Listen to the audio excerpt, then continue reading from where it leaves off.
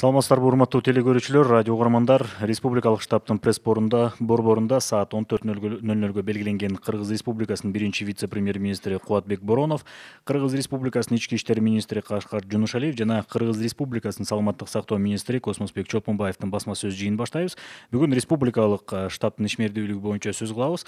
Эгерде уруксат берсеңиздер, биз басма сөз жыйынды 1,5 саат деп чектеп алсак, анан урматтуу биздин массалык маалымат каражаттарынын өкүлдөрү араңыздардан бул суроолор көп келгендигине байланыштуу биз ошо 1,5 сааттын ичине чактап анан ошого карап берелик. Берилбей калган суроолор болсо биз өзүнчө дагы бул суроолорду силерге жоопторду толуктап беребиз. Басма сөз жыйынды биз Түз ободон ЛТР, КТРК, Ала тоо 24, Пирамида, Ош ТВ, Ынтымак ТВ, Азия ТВ телеканалдарынан ЛФМ, Биринчи радио, Кыргыз радиосу, Минкыял ФМ радиолорунан, Кабар улуттук маалымат агенттигинен, ЛТРдин YouTube каналы жана Facebooktан Кыргыз өкмөтү социальное правительство жана Биринчи радионун баракчаларынан көрүп уга аласыздар. Добрый день, уважаемые телезрители, радиослушатели, наши коллеги-журналисты. Мы начинаем пресс-конференцию первого вице-премьер-министра Кубатбека Боронова, министра внутренних дел Кыргызской республики Кашкара Джунушалиева и министра здравоохранения Кыргызской республики Космосбека Чолпонбаева в пресс-центре республиканского штаба, которая была запланирована на 14:00 часов. Речь будет идти о деятельности республиканского штаба. К нам поступило очень много вопросов от вас, и мы пресс-конференцию сделаем на 1,5 часа, и мы успеем какие вопросы задать, а те вопросы, которые не получат ответа, мы дополнительно на эти вопросы ответим. Прямой эфир можете посмотреть и услышать на телеканалах ЛТР, КТРК, Ала тоо 24, Пирамида, Ош ТВ, Ынтымак ТВ, Азия ТВ, радиостанциях ЛФМ, Биринчи радио, Кыргыз радиосу, Минкыял ФМ, Кыргызское национальное информационное агентство Кабар, на YouTube-канале ГТРК ЛТР, в Фейсбуке, на страницах Кыргыз өкмөтү, социальное правительство и Биринчи радио. Кубатбек Элчич, вам слово. Рахмат. Саламатсыздар, урматтуу массалык маалымат каражатынын өкүлдөрү, урматтуу мекендештер. Бүгүнкү күнгө эртең мененки маалыматка ылайык республиканын аймагында 94 коронавирус оорусуна чалдыккан биздин жарандарыбыздын диагноздору аныкталды. Бардыгы болуп бүгүнкү күнгө анализ чыгаруу үчүн 13.302 анализдер, пробалар алынды. Анын ичинен 7.096 жарандарыбыздын анализдери толук кандуу, атайын анализдери чыгарылып, бүгүнкү күндө аныкталды. Ошонун ичинен 94-ü ошол ооруга чалдыкканы аныкталып атат. 94 жараныбыздыкы, калган 7.012 жарандыкы бүгүнкү күндө оору жок деп анализи тастыкталып атат. Ошону менен бирге бүгүнкү күндө сырттан келген жарандарыбыз, ошондой эле ооруга чалдыкканга күмөнү бар деген жарандарыбыздан 1459 жараныбыз обсервацияда жатышат. Алып айта турган болсок, региондор боюнча бул Бишкек шаарында 401 жаран, Чүй областында 115 жаран, Ош шаарында 125 жаран, Ош областында 231 жаран, Жалал Абад областында 79 жаран, Баткен областында 199 жаран, Нарын областында 108 жаран, Талас областында 146 жаран, Ысык Көл областында 55 жаран. Бүгүнкү күндө ошол биздин оорукчан адамдар менен кандайдыр бир контактта болуп, ошолор менен жакын болгондугуна байланыштуу ошол 1459 адам бүгүнкү күндө обсервацияда деп коет, ошол жакта көзөмөлдө жатышат. Бардыгы болуп, мен айткандай 1459 жаран ошол обсервацияда. Бардык ошол биздин оор адамдар менен контактта болгон адамдардын жалпы саны 1954. 1954 бул эпидемиологиялык иш-чара жүргүзгөндөн кийин бул цифралар дагы өзгөрөт. Алып айтсак, ошол 1954-түн жакын контактта болгон үй бүлөлөрү, жакын туугандары же кошуналары болуп, бул 1528. Ал эми ошол оору чыккан самолетто же ошолор менен чогуу сырттан келген жарандардын саны 426. Жалпысы 1954. 40 жараныбыз бүгүнкү күндө Жалал Абад областында дарыланып атат. 94 жараныбыздын ичинен Сузак районунда 36 жаран, Ала Бука районунда 3 жаран, Аксы районунда 1 жаран. Ош областы боюнча 33 жараныбыз дарыланууда бүгүнкү күндө. Баткен областы боюнча 1 жаран, Бишкек шаарында 10 жаран. Негизинен коронавирус оорусу бизге келип киргенден баштап, өзүңүздөр билгендей 25 марттан баштап атайын президенттин указы менен коменданттык саат жана өзгөчө абал кээ бир биздин региондордо киргизилди, аймактарда. Буну жакшы билесиздер. Ош шаары, анын жанында Карас району, Нокат району, Жалал Абад областында Жалал Абад шаары, Сузак району. Ошону менен андан кийин Бишкек шаарында дагы ошондой өзгөчө абал киргизилип, коменданттык сааттар уюштурулду. Бүгүнкү күндө коменданттык саат толук кандуу иштеп жатат. Кечки саат 8ден эртең мененки 7ге чейин шаарлардагы же ошол аймактардагы райондордогу жүрүү, эшикке чыгуу же болбосо кандайдыр бир иштерди аткаруу маселеси толук кандуу токтотулган.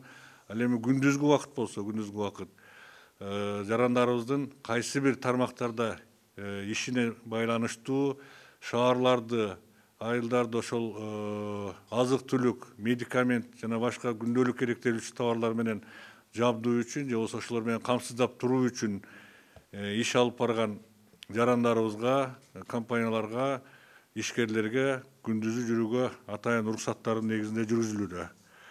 Андан сырткары жалпы республиканын аймагында коменданттык саатты ишке ашыруу үчүн бардыгы болуп 283 санитардык карантиндик блокпосттор уюштурулду.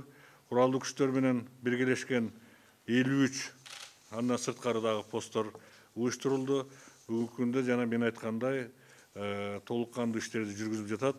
Тилекке каршы айта турган болсок, бул жерде биздин жарандарыбыз өзгөчө Бишкек шаарында бүгүнкү күнгө чейин келген оорунун бүгүнкү күндөгү республикада түзүлгөн абалды аягына чейин толук кандуу түшүнбөгөндүгүнүн эсебинен, ошонун азабынан бүгүнкү күндө мына күндүзү жүрүүлөр, жөн эле эшикке чыгып, же болбосо башка бир өзгөчө мындай жумуштары болбосо дагы ушул көчөдө жүрүүлөр уланууда. Кечээ комендант, Бишкек шаарынын коменданты менен өзгөчө абал киргизилген аймактарда Ички иштер министрлиги болуп штабтын чечими менен постторду же болбосо ошол күндүзү жүрүүчүлөрдү тыюу салуу үчүн атайын маршруттарды иштеп чыгып, Бишкек шаары боюнча бүгүнкү күндө 410 жөө жүрүүчү патрулдардын маршруттарын иштеп чыгып бүгүн ишке киргизилди. Бул да болсо мен ойлойм биздин жарандарыбыздын жөн эле же болбосо эч кандай зарыл иши жок эле эшикте көчөлөрдө басып жүрүүсүнө тыюу салууга бир топ жардам берет деп.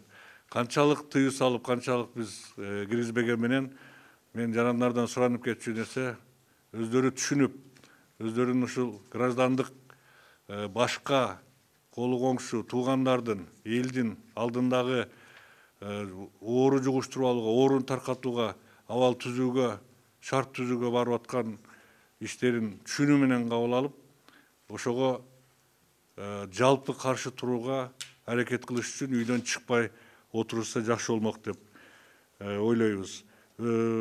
Коменданттык саатта иш жүргүзгөн, өзгөчө абалдарда иш жүргүзгөн бардык кызматтардын кызматкерлерине бүгүнкү күндө толук кандуу кийим кечекпен камсыз кылуу маселеси чечилди. Бүгүнтөн баштап алардын баягы коргоочу атайын медициналык жабдуулар, костюмдар менен жабдуу иштери жүргүзүлүп жатат. Андан сырткары тамак аш менен камсыздоо маселелери толук кандуу чечилди. Бүгүнтөн баштап ушул генералдык штабтын алкагында бардык посттордо турган биздин аскер кызматкерлерине, милициянын кызматкерлерине, башка медицина кызматкерлерине бардыгына ысык тамак 3 маал берип туруу маселеси бир колдон деп чечилди. Буга чейин ар ким, ар бир структура өзүнүн ошол кызматкерлерин өзүнүн эсебинен тамак ашты уюштуруп келген. Экинчи маселе медицина кызматкерлери боюнча. Медицина кызматкерлеринин жумушка жеткирүү, жумуштан алып кетүү маселеси уюшкандыкта жүргүзүү маселесин дагы уюштурдук. Буга чейин мына Ош шаарында, Ош областында, Жалал Абад областында буга чейин эле толук кандуу уюштурулган болчу. Мына бүгүнкү күндө Бишкек шаарында ошол маселелерди чечүүгө мүмкүнчүлүк болду, чечилип, кээ бир медициналык учрежденияларда чечилбей аткан болсо, алар дагы бүгүнкү күндүн аягына чейин чечүү боюнча тапшырмалар берилди. Медицина кызматкерлерине кошумча акы төлөө боюнча өкмөттүн атайын чечими кабыл алынган. Жакын күндөрдө алган негизги маянасынан сырткары коронавируска каршы иш жүрүп жаткан медициналык кызматкер, иштеп жаткан медициналык кызматкерлердин бардыгына атайын эсеп менен кошумча каражаттар бөлүнүп берилмекчи. Андан сырткары медицина кызматкерлеринин кийим кечек менен камсыздоо маселеси боюнча дагы бүгүнкү күндө эч кандай маселе жок. Сырттан келген, башка мамлекеттерден келген, өзүбүздө болгон ошол медицина кызматкерлеринин жабдууларынын баардыгын колдонуу менен бүгүнкү күндө толук кандуу камсыздоого мүмкүнчүлүк бар. Кээ бир жерде кандайдыр бир себеп менен кайсы бир медициналык кызматкер ошондой жабдуу менен жабдылбай калган болсо, мен ойлойм бул ошол жердеги жетекчинин кемчилиги деп. Биз бунун баардыгын карап, келген маалыматтардын негизинде ошолорго жабдууну уюштуруу боюнча тапшырмаларды берип, контролдоп текшерип жатабыз. Дары-дармек боюнча айта турган болсок, дары-дармек боюнча бүгүнкү күндө эч кандай маселе жок. Медицина кызматкерлери биздин азыр ооруга чалдыгып жаткан оорулардын баардыгын атайын эл аралык саламаттык сактоо уюмунун берген инструкциясы, ошолордун кеңешинин негизинде дарылоо схемасы менен дарылоо иштерин жүргүзүп жатышат. Анализдерди чыгаруу маселесинде кээ бир жетишпегендиктер болуп жатат. Бул атайын анализдерди, ПЦР анализин чыгарууга кете турган реагенттердин жетишсиздиги, бул бир эле Кыргызстандын эмес, бүткүл дүйнө жүзүндө ошол маселе туруп атат. Ага карабастан кошуна мамлекеттерден, башка жактардан сатып алып келип, колдонуу иштери бүгүнкү күндө уюштурулуп жатат. Андан кийинки маселе социалдык жардам берүү боюнча биздин бүгүнкү күндө күнүмдүк турмушунда кыйналып жаткан элдин катмарына жардам берүү маселеси дагы өкмөттүн атайын токтоо менен чечилген. Мына бүгүн эртеңки күндөн баштап туруп 5000 тонна унду өкмөт ошол биздин жакыр жашаган катмарлардын тизмесин аныктап, аларга ошол биринчи партия менен бөлүштүрүп берүү маселесине чечим кабыл алды. Андан сырткары башка катмардагыларга да жардам берүү боюнча азыр чечимдер кабыл алынып жатат. Буга атайын вице-премьер-министрдин деңгээлиндеги түзүлгөн топ, экономикалык топ иш жүргүзүп жатат. Бул боюнча дагы маалыматтар берилет. Азык-түлүк менен камсыздоо боюнча маселе жок. Өзүңүздөр билгендей, буга чейин ундун керектелүүчү башка азык-түлүктөрдүн корун түзүү боюнча маселелерди иштегенбиз. Азыркы мезгилде кээ бир региондордо маселе чыгып жатат. Бул маселенин бардыгы биздин ошол азык-түлүк тарабында иштеген кээ бир ишкерлердин өзүнүн жеке кызыкчылыгын, мамлекеттин, элдин кызыкчылыгын жогору койгондугуна байланыштуу.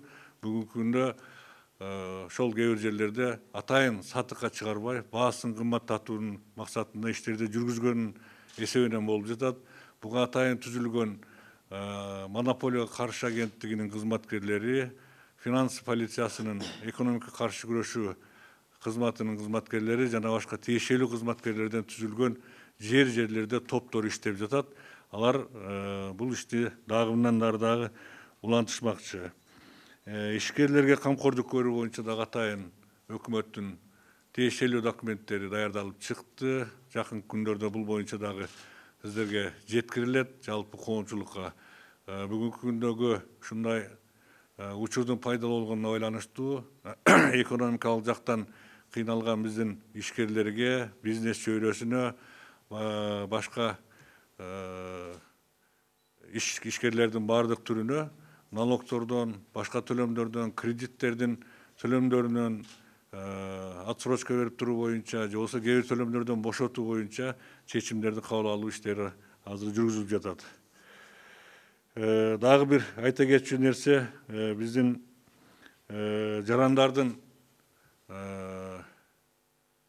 жарандардын инициативасы менен атайын ачылган эсеп боюнча айта турган болсок, өзүңүздөр билгендей, мындан бир жума мурун ушундай атайын эсеп ачылган. Ал эсепке биздин элге жардам берүүнү каалаган ишкерлерден, жарандардан жана башка спонсорлордон келип түшкөн акча каражаттын баардыгы ошол жака топтолууда.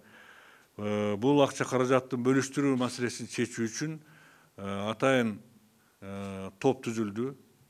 Комиссия десек да болот. Ал комиссияга коомчулуктан кирип атат, жарандарыбыздан жогорку кеңештин депутаттары кирип атат ал жака. Андан сырткары мына тиешелүү министрликтердин тиешелүү адистери кирип атат.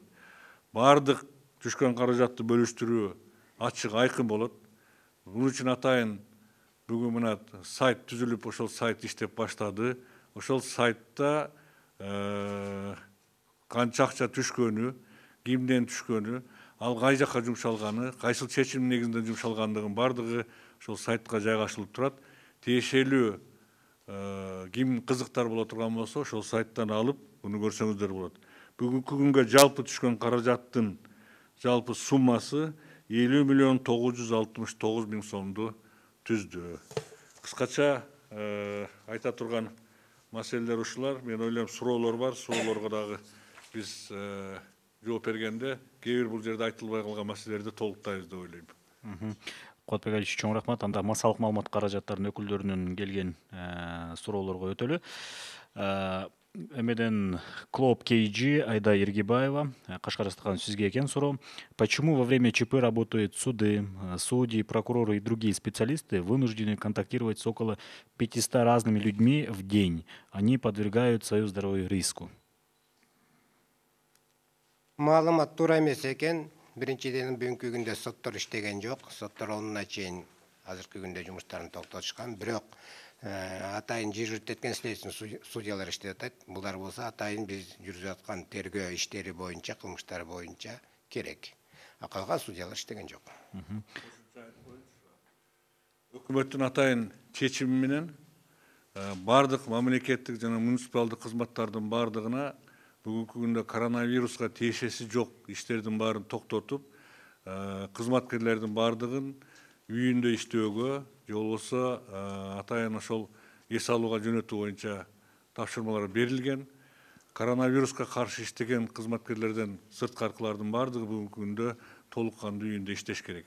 Кайсы бир мамлекеттик органда кандайдыр бир тиешелүү же болбосо эртеңки калтырбай турган иштер боло турган болсо, ал өзү ошол жетекчинин чечими менен комендант менен макулдашылган ушундай иш-чаралар жүргүзүлүш керек.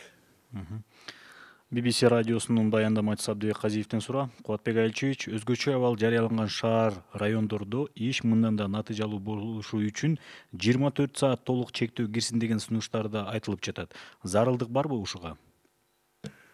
Мен да туура көрөм. Азыркы мезгилде негизги айта кетчү нерсе, бул жолку өзгөчө абал киргизилүүнүн мааниси. Буга чейин эгер Кыргыз Республикасында өзүнчө мамлекет болуп, эрки мамлекет болуп жашагандан берки буга чейин киргизилген өзгөчө кырдаалдардан, өзгөчө абалдардан айырмасы бар да. Бул эпидемиологиялык өзгөчө кырдаал болуп атат. Биз түнү менен элдерди үйүнө чыкпагыла деп комендант саатты киргизип бекитип отуруп, күндүзү уруксат берип койгондо мунун натыйжасы абдан начар болот. Ошондуктан биз дагы элди чакырып, эми күндүзү дагы бардыгын такыр токтотуп эле жашоону токтотуп койгонго болбойт, мүмкүнчүлүк жок. Ошондуктан күндүзү биз азыр киргизбей турабыз, бирок максималдуу түрдө элдердин көчөгө чыгышын биз азайтуунун үстүнөн иштеп жатабыз. Ошондуктан азыркы айтып аткандагы жаңы иш-чаралар да ошодон келип чыкты. Мына Кашкар Астаканович түнү менен отурушуп, булар дагы 410 Бишкек шаар боюнча маршруттар түзүп чыкты.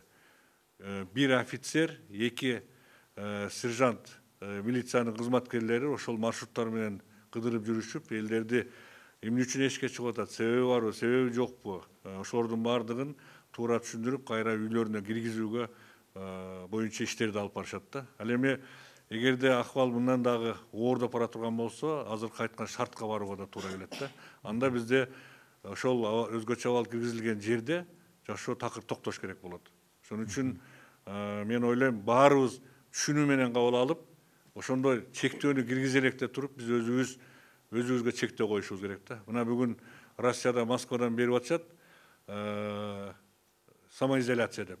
Ар бир адам өзүнө өзү чектөө коюп, эшикке чыкпай жөн жай эле болор иштерди менен. Бизде карасаңыздар, кече мына дем алыш күнү парктарда элдер толуп кетти.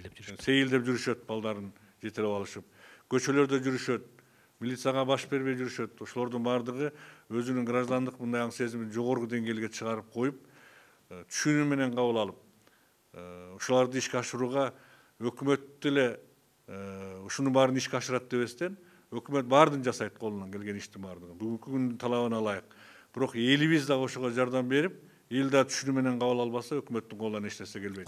Натыйжа абдан аз болот. Ошондуктан мен суранып кетерим, учурдан пайдаланып, элибиздин баары ушуну туура түшүнүп, ар ким өзүн тыйса, биз бул оорудан, бул кырсыктан оп-оңой эле чыгып кеткенге мүмкүнчүлүгүбүз бар.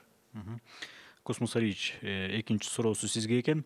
Нарында вирус жукканы аныкталган адамдын аялы күйөөсүн аэропорттун дене табын текшерип туруп эле кое бергенин, ага эч кандай кошумча көрсөтмө болбогонун, ошондуктан ооруканага жаткырылганга чейин ээн эркин жүргөнүн айтып жатат. Ал аялдын айткандары чынбы? Эгер ал аял айткандай болсо, бул сиздер кабыл алган ошол учурдагы алгоритмдин чийкилигиби? Ал кишинин 14 күн кармап турса, азыркыда 150дөй киши менен байланыш болбойт эле да.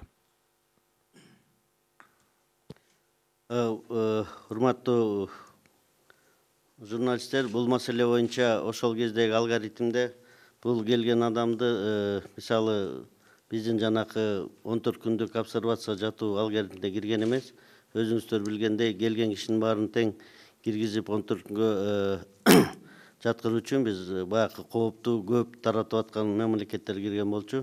Ошондуктан бул бала ошондой кирип, анан бирок ыкчам иретинде азыр бул баланын тегерегиндеги бүт контактный лицалардын баары аныкталып, алардын анализдери жасалды. Анан айтылгандай эле киргенде бардык келген адамдардын баарын атайын нускамалар берген.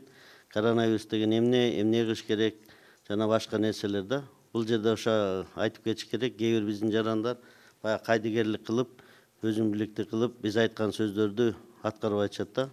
Ошон үчүн эми бул болгон нерсени бирок убагында биз таптык. Анын арасында азыр эпидемиологдук иштердин баары толук кандуу жүрүп атат.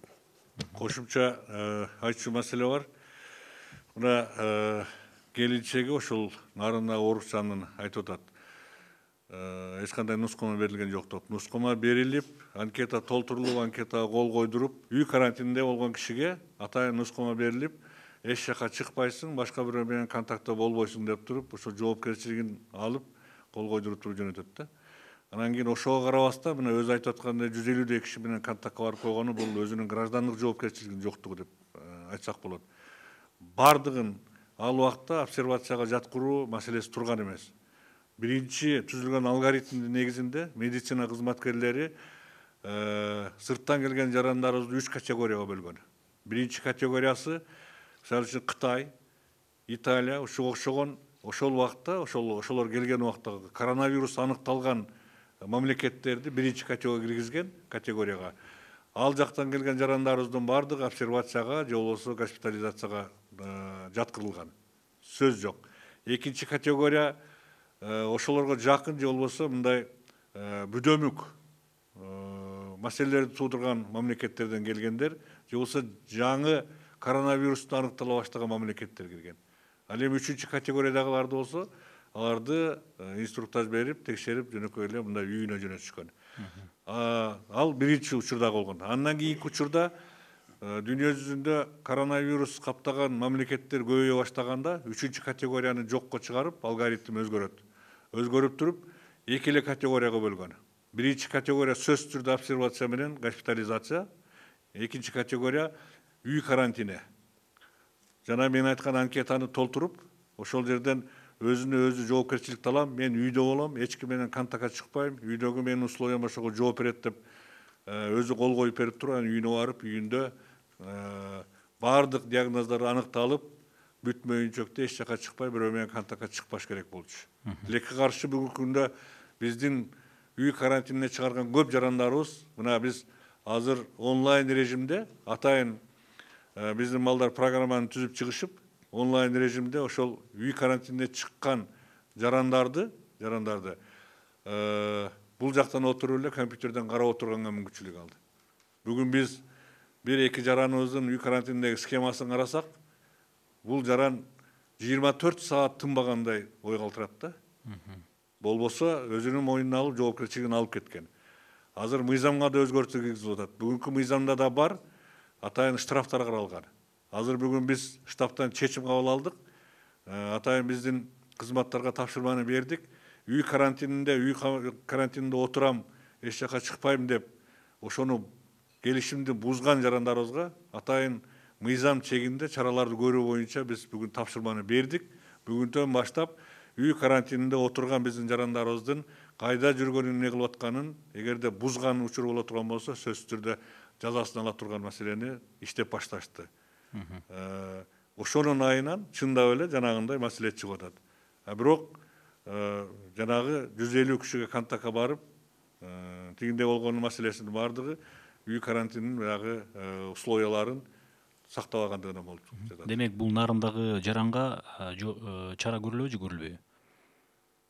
Азыр мен конкреттүү нарындагы жаран жөнүндө айткан жокмун, общий бардык жөнүндө айтып атам, ушундай учурлар катталганы боюнча. Эгерде нарындагы жарандагы өзүнүн ошол берген келишимдеги койгон колун же болбосо ага тагылган милдеттерди бузган болсо, буга сөзсүз түрдө чара колдонулат. Анан дагы бир нерсени айтып коюш керек.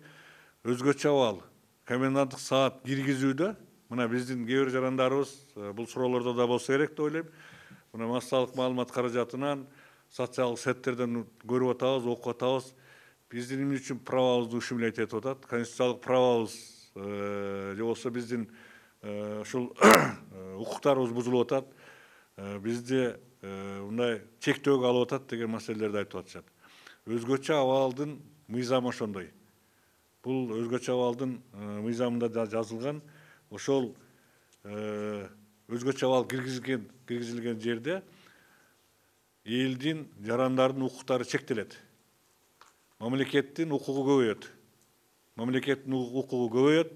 Комендантка же болбосо мамлекеттин кайсы бир тармагындагы бийликке атайын укуктар бөлүнүп берилет.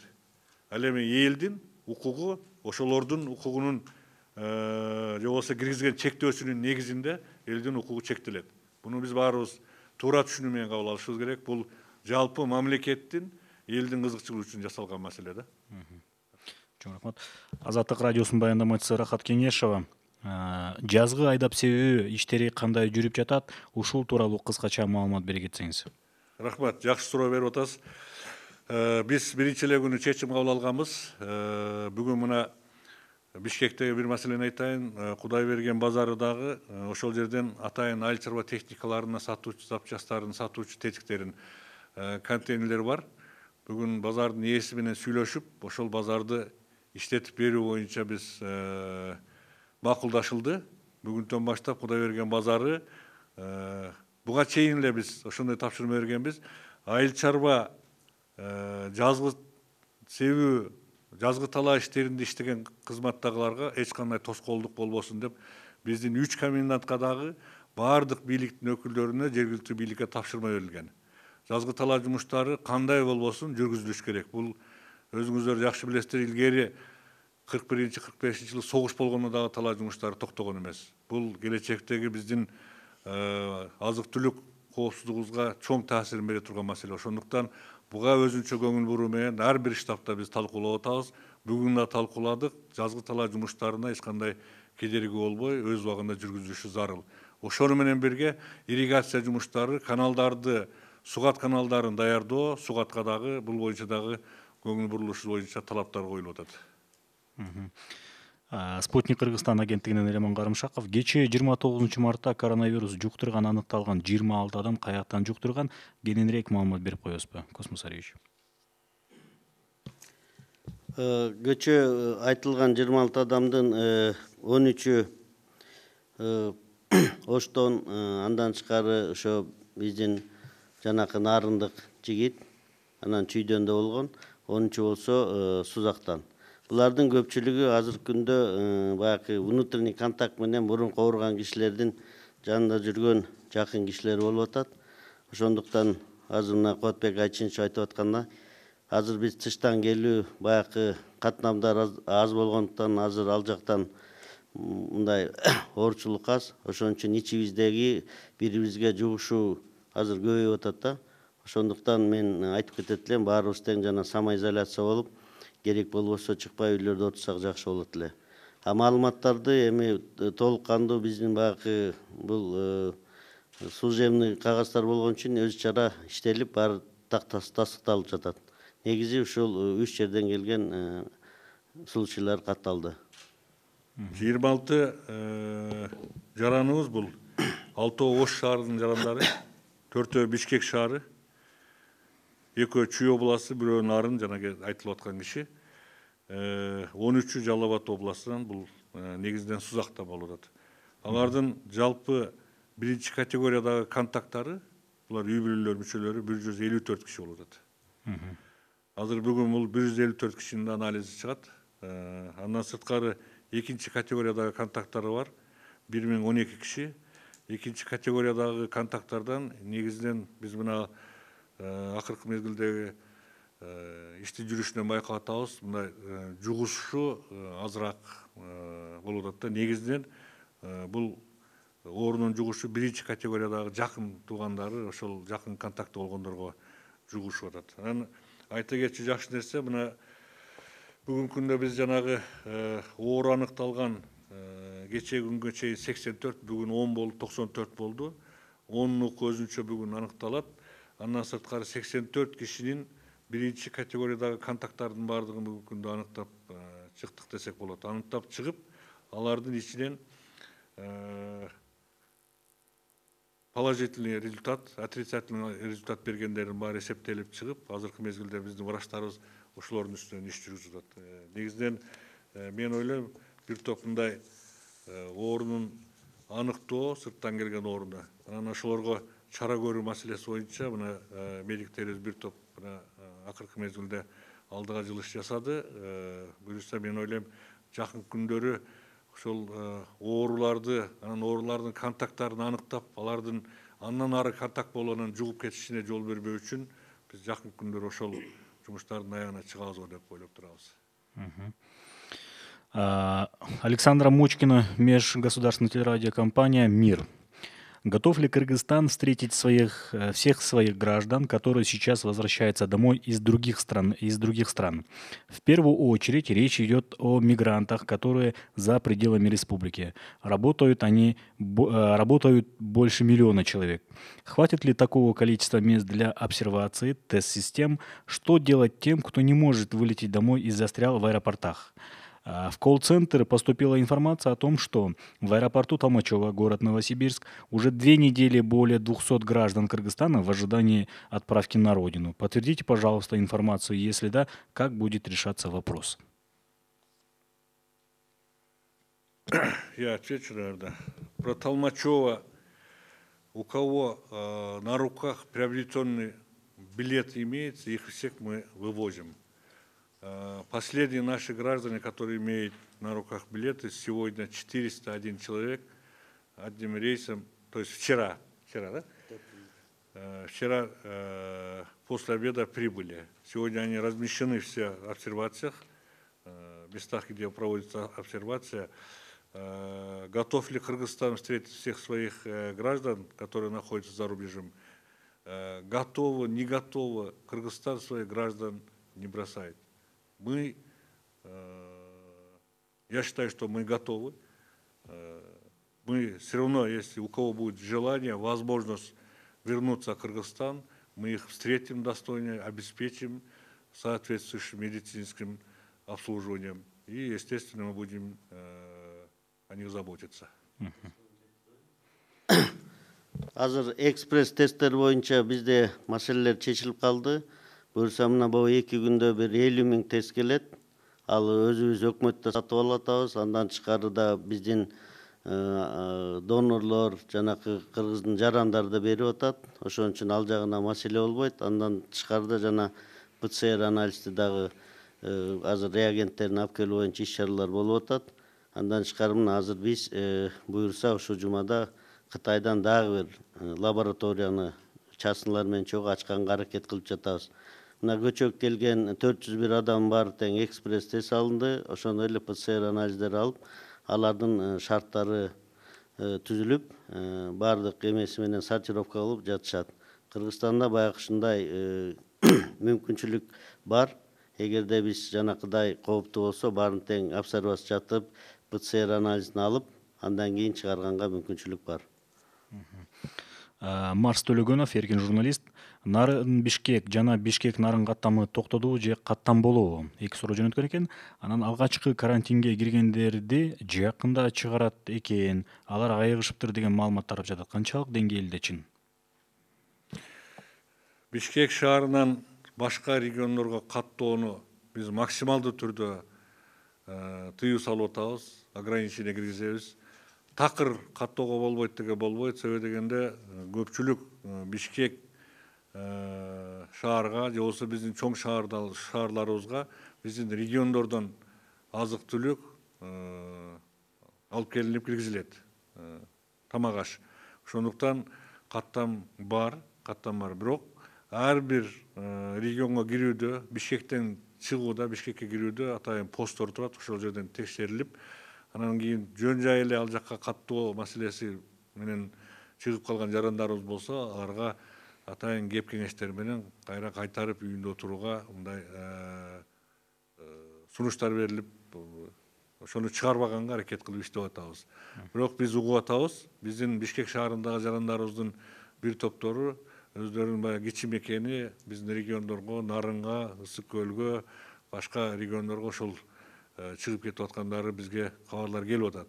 Мен дагы бир айтып кете турган нерсем, таза турган региондорго оору жугуштуруп алуу коркунучун алып барбаш үчүн ошо биздин оору келип калган региондордогу биздин жарандарыбыз чыкпай өз үйүндө отуруп турса жакшы болмок. Экинчи маселе боюнча айтып койсун. Экинчи маселе боюнча жана сиз айтып кеткендей не болду эле? Дарыланып, дарыланганда биринчи случай бизде 17-синде болуп 18-inde объявление кылганбыз. Ошол жердеги бүт адамдардын баарын биз баягы ошол адам менен контакт болгондун баарын 14 күнгө изоляция кылганбыз. Анын баардыгы анализди алып, баарыныкы отрицательный болгондорду чыгарганбыз. Андан тышкары бүгүнкү жаңылык эң биринчи ушу Жалал Абадтык бириккен ооруканада биздин ушу коронавирус менен ооругандар жаткан. Мына бүгүн азыр 3 кишини аларды айыктырып чыгарып атабыз. Демек, значит, биздин Кыргызстандын медицинасы ушу коронавирус менен күрөшүп, бүткүл дүйнөдөгү болгон ыкмалар менен колдонуп, ошондой эле иштеп, мына бүгүн биринчи результатыбыз бар. Чыгыштыр. Кабар улуттук маалымат агенттигинин кабарчысы Салтанат Абдыраева ушундай бир жакшы жаңылыкты тактап айта кетсеңиз, алар өздөрүнүн жарандары айыгып чыккан, сакайып чыккан жарандар өзүн кандай сезип атат жана алар кайсыл курактагы адамдар? Ал бизде жаткандар биринчи түшкөн адамдар болчу. Алардын бүгүнкү состояниясы жакшы. Дагы кетерде дагы анализдер алынган коронавируска. Анын баарын тең результаты отрицательный болду. Ошон үчүн баарын тең үйлөрүнө азыр чыгарып атабыз. Жаштары ар кандай. Эң негизгиси бир эки аксакал бар болчу, эми ал аксакалдар азыр кармалып турат. Жаштарды негизи бир 50 жаштын тегерегинде адамдар. Вопрос от Акипресс, Алтынай Джалманбетова. Когда карантинная зона будет перемещена? Когда центр города откроют? И куда перенесут карантинную зону? Кашкар Станович. Азыр буга чейин Көлбек Ачыш айтып кеткендей, атайын абал киргизилгенден кийин, өзгөчө абал киргизилгенден кийин атайын чектер коюлат. Ал чектерде биринчи, экинчи, үчүнчү курчоо деген түшүнүктөр бар. Бул биздин элибиздин жарандардын коопсуздугун сактоо боюнча. Ошондуктан Өзгөчө абалда көрүлгөн бардык чектөөлөрдү, бардык иш-чараларды ички иштер министрлик тарабынан жана комендатура тарабынан туура жасалып аткан иштерди туура кабыл алып, элибиз түшүнө билиши керек. Биринчиден, бул иштердин баары тең атайын өзгөчө абал алынып коюлмайынча биздин ички иштер министрлик тарабынан алып барылып турган иштер. Аки пресында экинчи суроосу. Почему горячие номера комендатуры Бишкека недоступны? Бул туура эмес. Бүгүнкү күндө баардык комендатураларда атайын горячий линиялар ачылган, жана иштеп атат. Алардын телефондору берилген, керек болсо да бир кайталып кетейин. Бишкек шаарында телефону 66 06 16, 66 07 10, 66 21 34, 66 02 48, 62 22 63. Чоң рахмат. Вчера из Москвы прилетел самолет с кыргызстанцами. Выявлены ли среди них зараженные коронавирусом? Если да, расскажите о них. Космосович. Көчө 401 адамды экспресс тестке алганбыз. Ошонун ичинен ошо экспресс тесттен чыккан адамдарды да азыр ПЦР анализге бердик. Ошолор бар тастыкталгандан кийин анан биз айтабыз. ПЦР тест бул скрининг. Аны менен диагноз коюлбайт. Ошол азыр берилгенден кийин анализи бүгүн кечке чыкса, уже биз эртең аны объявлять этебиз. Бирок ошол бүдөмүк болуп экспресс тест болгону баарын тең бир жерге отдельно кылып изоляция кылып койдук. Экономическое издание «Тазабек», Ахметшина Светлана. Готова ли вся правительственная платформа для перехода на онлайн? Не совсем понятно. Ну, я так понял, вся государственная система, да, государственные служащие полностью готовы ли перейти на... Я считаю, что готово. Почему? Потому что, в принципе, сейчас у нас по многим параметрам государство уже сможет на основании цифровизации уже может работать. Некоторые услуги оказываются в онлайн-режиме. Сейчас, вот знаете, очень многие услуги наше население могут получить, скажем, не выходя из дома. Даже вплоть до того, что могут заказывать себе паспорт, правильно же, да? Но, тем не менее, такие службы сейчас, уже некоторые службы не работают в связи с тем, что введен комендантский час, режим чрезвычайного положения. И, естественно, как мы уже сказали, очень многие госорганы, которые работа не касается к борьбе с коронавирусом, они работают или в онлайн-режиме повседневной деятельности. А оказание услуги населению мы оставили, в принципе, некоторые только в виде. Это обеспечение продовольствием, товарами повседневной необходимости и медикаменты. Это основные вопросы, которые сегодня волнуют всех, и имеется, скажем, такой обеспокоенность со стороны, скажем, общественности. А остальные вопросы, я считаю, что месяц-полтора подождет. И поэтому, чтобы минимизировать, скажем, заражение коронавирусом или распространением, мы пошли на такой шаг. Я думаю, это правильный шаг. А так, наши сотрудники и часть сотрудников правительства также сейчас работают в онлайн-режиме, то есть они в удаленном доступе дома, какие-то, скажем, проекты, бумаги, там, нормы пишут, выполняют дома. Если поручение будет, руководство им звонят или там через, скажем, электронные сообщения дают какие-то поручения. Второй вопрос от издания «Тазабек». Что будет, если ситуация не изменится даже после 15 апреля? Какие-нибудь задачи, планы у вас есть? Не дай бог, конечно, чтобы такое развитие событий, это нежелательно. Чтобы такого не было, я еще раз повторяюсь, очень хороший вопрос, мы должны сообща действовать. Одна госслужба, государственный механизм без поддержки населения не способен, скажем, эффективно бороться. Эффективность будет, результат эффективный будет, если мы сообща будем действовать. От кого что требуется, четкое выполнение тех требований всему населению, госорганам, частным компаниям. Если мы будем выполнять эти вещи, тогда у нас, я думаю, что будет результат. А если ситуация не изменится, я думаю, что это будет очень сложно для нас. И, естественно, будет, наверное, решение приниматься для того, чтобы продлевать сегодняшнее положение. Не дай бог, конечно, такого. Мы будем стараться, чтобы такого не было. Несколько вопросов от «Кактус Медиа». Вопрос господину Чолпанбаеву. Сколько человек уже прошли тесты на наличие коронавируса? Как сегодня сказали, вот уже мы провели тест почти что на 7892, это просто на этот момент, потому что кто-то 94-10 мы на утренний не попадало, поэтому 7890 человек прошли исследование, из них 94 отрицательные, остальные 7798 отрицательные, 94 положительные. Также второй вопрос. По каким критериям будет определяться, что чрезвычайное положение можно снять?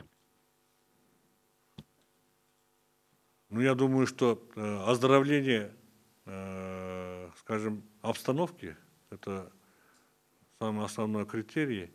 И если мы сможем закрыть распространение, то есть от контактных лиц, которые наши некоторые добросовестные граждане, которые имеют, скажем, то есть перемещены на домашний карантин, если они будут исключать свои контакты и не будут контактировать с новыми лицами, то есть когда вот распространение контактных лиц уменьшится или не будет, тогда можно будет этот вопрос считать, что снятым. Один из критериев будет являться, если у нас будет минимизировано вновь выявленных случаев, это будет один из критериев о запрете карантина. Мы видим сейчас китайский опыт, вы сами знаете, какие случаи, у них сейчас по всему Китаю где-то около 300 новых случаев. То есть это идет стабилизация ситуации. Снижение. Поэтому мы тоже это отслеживаем. Если сейчас пойдет уменьшение новых выявленных случаев, это уже будет говорить о том, что вопрос внутренней распространения уменьшается. Вот это будет один из критериев. Намерен ли Минздрав закупать российский препарат, о котором заявлено, что он лечит коронавирусную инфекцию? Да, мы вчера слышали по интернет-источникам, я дал задание нашему департаменту лекарственного обеспечения выйти по этим препаратам. Поэтому если сейчас, как мне сказали, они уже опробированы, даже они уже испытывают на своих больных, я думаю, если это будет эффективно, мы будем покупать. Паша Асаханович, вам слово, оказывается. Вам вопрос. Вопрос насчет оцепления центра города и почему был перекрыт именно этот участок? Для того, чтобы понятно было всем нашим горожанам, я еще раз повторяю, когда вводится чрезвычайное положение, вводятся определенные ограничения. Это ограничение комендантский час, а также ограничение движения, а также прохождения наших граждан. Один из вариантов это ограничение, это выставление постов и выставление ограничений для проезда автомашин. Один из видов. Второй, это все делается для того, чтобы провести санитарно-карантинные работы. Космос Ильич, пожалуйста, разъясните, какие медики будут получать дополнительное вознаграждение? Коснется ли это медиков, которые до введения карантина работали на границе? Коснется ли это работников поликлиник и амбулаторий, которые работают без выходных? Все медики, которые задействованы по борьбе с коронавирусом, они будут получать дополнительную заработную плату. Это предусмотрено в наших инструкциях по использованию эпидфонда. Мы уже начали платить уже с первых дней. В первую очередь получали дополнительную зарплату все врачи, санитарные врачи, которые работали на внешних, внутренних границах. Начали получать сейчас врачи, которые работают в инфекционных отделениях. Сейчас будем рассматривать вопросы стимулирования всех семейных врачей, которые непосредственно работают именно по домашним обсервациям. То есть непосредственно, кто ведет работу касательно борьбы с коронавирусом, все врачи, медсестры, они все будут получать дополнительную заработную плату. Мы сейчас внесли правительство изменение постановления, где предусмотрена вся доплата к основным заработным платам для всех медработников. Ушуга шайкеш эле суроо экен. 7 канал Айжигит Матраимов. Дарыгерлердин баары атайын кийимдер менен камсыз болгонбу? Эгер дарыгерлер илдетти жуктуруп алса, ага кандай компенсация каралган? Азыр максималдуу түрдө биз атайын приказ чыгарып, бардык жетекчилерге тапшырма бердик. Бардык врачтар ушул коронавирус менен иштеген баары ушу атайын кийимдер менен камсыз кылыш керек. Андан тышкары бизде көзөмөлдөп өзүбүздөн болгон гуманитардык жана мамлекет алып аткан ошол атайын одеждаларды берип атабыз. Эми бул жерде бардыгы эми жаман айтпай жакшы жок дейт. Андай да нескүлчө айтса, аны өзүңөр эл аралык практикада көрүп атасыздар. Аны мыйзам чегинде эгер ошондой болуп калса, ага сөзсүз түрдө жардам берилет. Кошумча айтып койчу маселе, эгерде кайсы бир региондо кызматкерлер же болбосо кайсы бир кызматтын кызматкерлери тиешелүү жабдуу менен жабдылбай, ошону өзүнүн эсебинен ал деген маселе чыкса, бул туура эмес. Бул ошол жерде жетекчинин күнөөсү.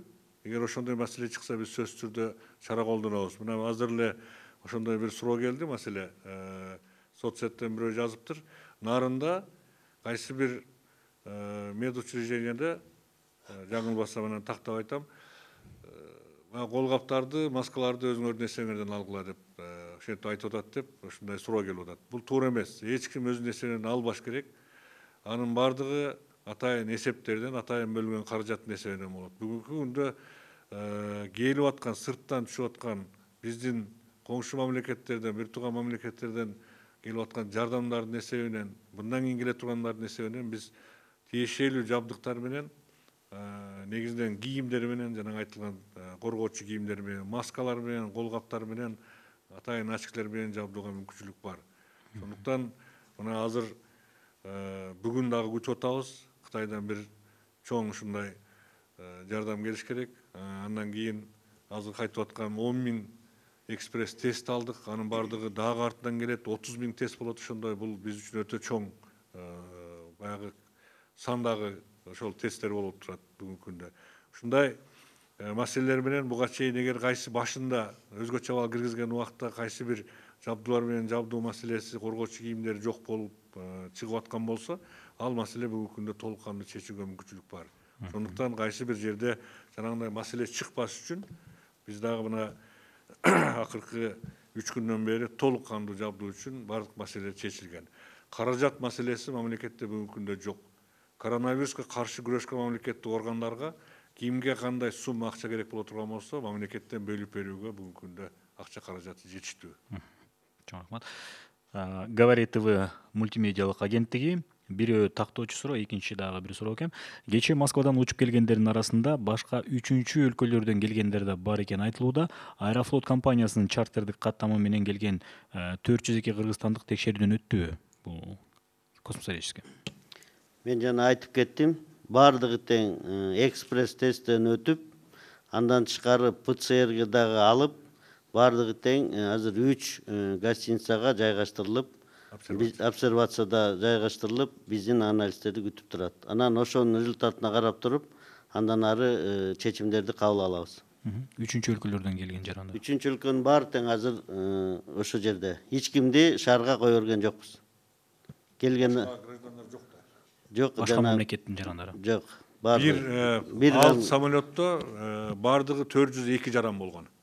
401 биздин жарандар. Алардын баары бүгүнкү күндө обсервацияда. Аккеме, Достук, Гарден 3 гостиницага бөлүнүп жаткырылды. бир жаран Россиянын гражданы болгон, аны кайра самолетка салып, ошол рейс менен кайра кетирдик. Почему люди, находящиеся на обсервации, становятся зараженными, как в случае с жителям Нарына? Почему к ним не предпринимаются жесткие меры по соблюдению карантина, и они передвигаются по стране? Ну, надо же их наказать. Об этом уже говорили. Конечно, здесь в первую очередь нужен гражданская ответственность. Мы от них получали полностью обязательства, что они будут соблюдать строго домашний карантин. Для этого сейчас по всей стране мы сейчас создали мобильные бригады, которые обеспечены врачами, эпидемиологами, медсестрами, машина. Они выезжают и они контролируют. Кроме этого, вот сейчас наш Государственный комитет информационных технологий сделал отслеживание, и мы будем уже их очень строго смотреть. И, соответственно, если будет ответственность в виде штрафа, я думаю, это тоже должен помочь. Но самое главное, я просил бы, сейчас в стране завозной как бы минимизировано, идет внутриконтактное распространение. Один из эффективных путей – это самоизоляция. Если человек не нужен, надо дома потерпеть, и там надо отдыхать и семьей побыть. Лишний раз без нужды от города к городу, к селу надо ехать не требуется. Поэтому здесь нужен чисто гражданское понимание, и надо помочь. Это один из таких хороших методов. Поэтому здесь государство тоже принимает, но здесь большая ответственность самого этого человека, потому что он куда-нибудь поедет, приедет, у него будет проблемы со своей семьей. По практике сегодня люди, которые первые 3 человека, они попали в больницу, сегодня почти все ее окружение, семья дали положительный результат. Это говорит о том, что если в семье появится 1 человек, близкий контакт, значит, есть вероятность болеть коронавирусом. Поэтому даже ради сохранения своих близких, без нужды, надо соблюдать все те нормы, рекомендации, которые мы даем. Спасибо. Куатбек Алчиевич, чем закончилась история с задержанием около 2 миллионов масок при попытке вывоза из страны? Где они сейчас находятся? Прошел судебный процесс. Те маски, с теми масками, которые принимаются решение контрабандой, после запрета пытались вывозить, решением суда он передан в счет государства и сегодня используется медработниками. Да? Вам было передано, да? Я могу дополнительно сказать, часть масок после судебного решения дана в склад нашего Министерства здравоохранения, который мы раздали по заявкам лечебным организациям. И контрабанда, который был задержан на таможне, вышел постановление, значит, вот это все маски продаются через частные фармкомпании, и мы установили предельную стоимость 10 сом и на руки 3. Все вырученные деньги идет на счет Государственной таможенной инспекции. Вот это мы сейчас мониторируем, контролируем. Спасибо. Космос Арич, в Казахстане выявлено несколько случаев у людей, приехавших из Кыргызстана. Вы выявили контактных лиц, взяли их под карантин? Это Казахстан, которые не из Кыргызстана были. Они когда прилетели в Казахстан, там выявлено было. Поэтому они сейчас на нашей территории не вышли. Вопрос, Кашкар Асханович, вам. Почему днем людей на улице не проверяют? Люди свободно гуляют по улицам, собираются в кучки, режим ЧП не соблюдается, проверок не проводится. Почему такой беспредел?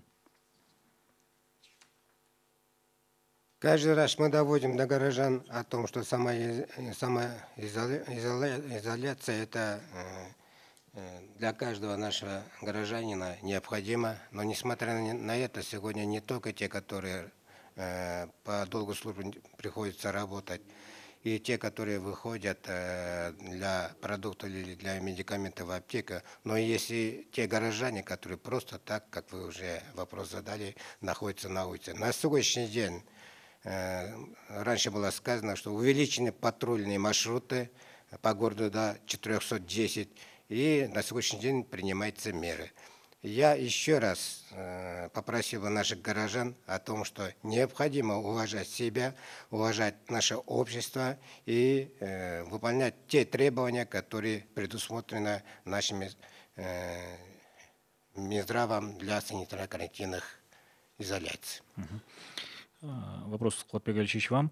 В Казахстане и России публикуются открытые данные с конкретными адресами и датами каждого выявленного случая заражения.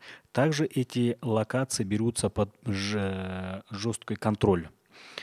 Почему у нас такая информация не публикуется? Публикация этой информации может помочь гражданской безопасности и построению аналитических моделей распространения вируса в Кыргызстане.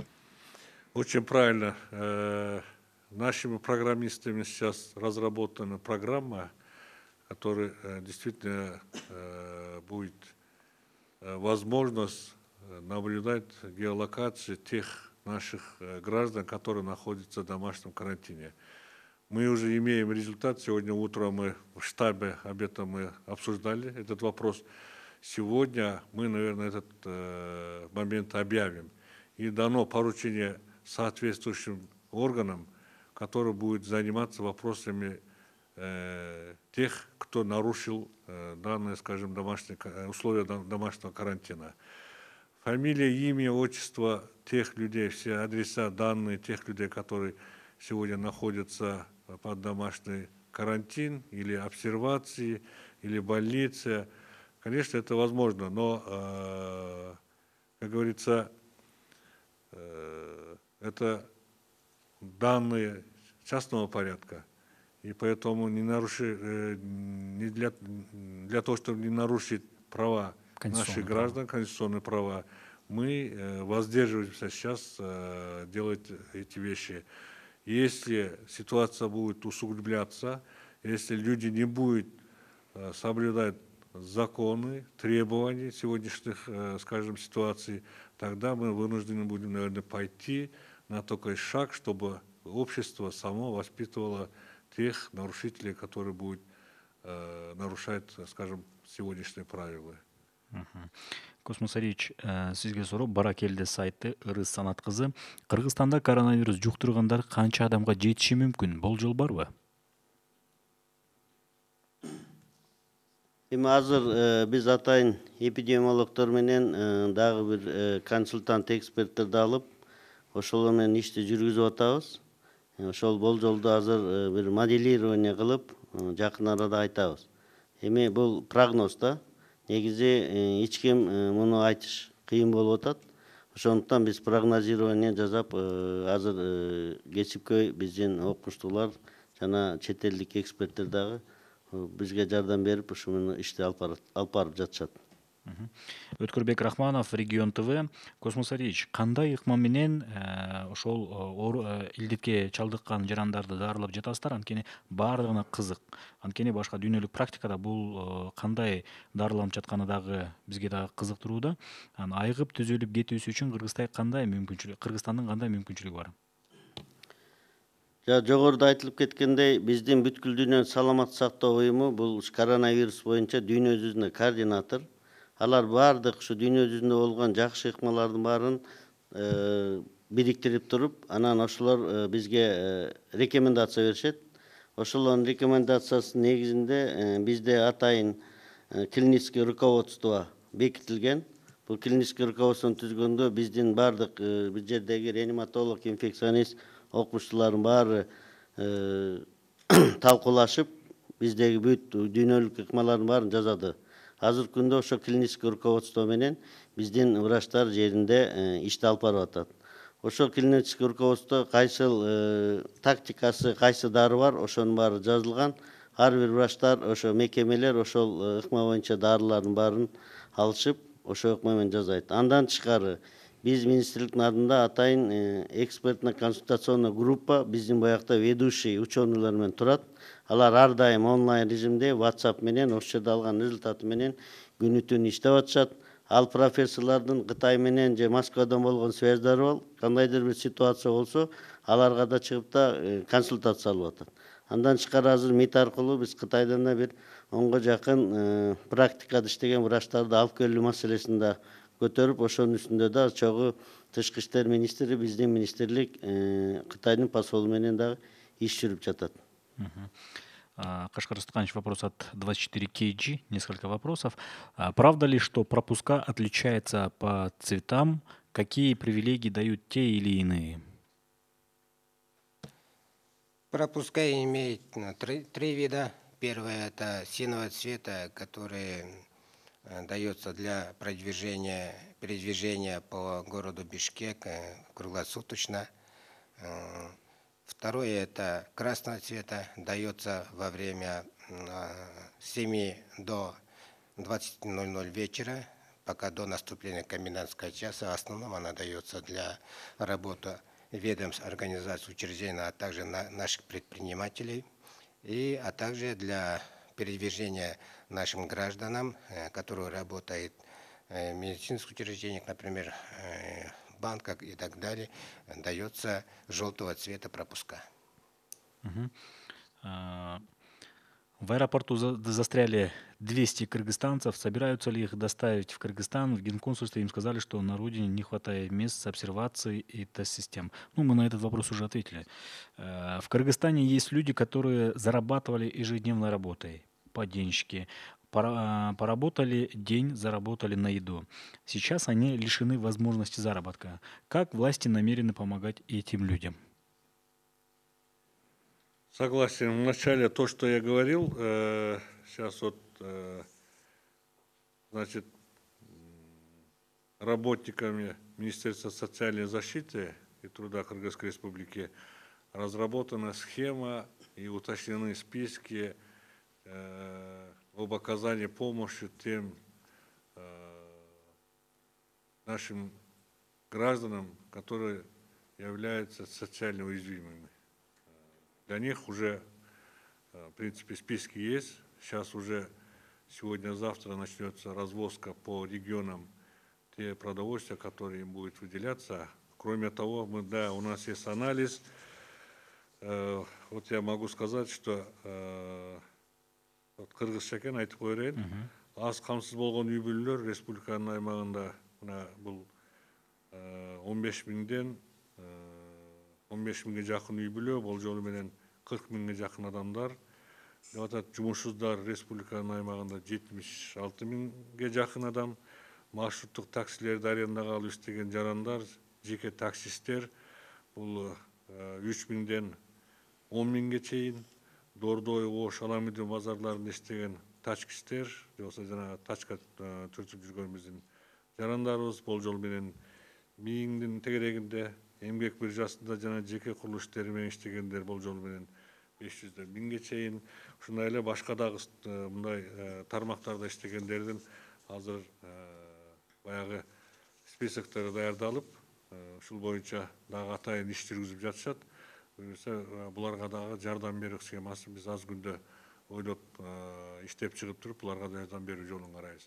Андан сырткары бизде азыр өтө көп спонсордук жардам берүү, тамак аш жардам берүү боюнча биздин жарандарыбыз, бизнесмендер, ишкерлер чыгып атышат.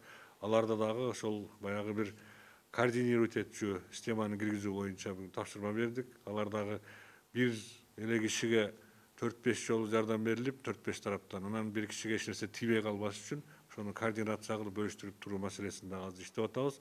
Ошону менен баардык тармактагы ушундай аз камсыз болгон биздин жарандарыбыздын катмарын жардам берүү ошолорду камсыздоо максатында иш жүргүзүү боюнча дагы биз азыр ушундай иштерди жүргүзүп атабыз.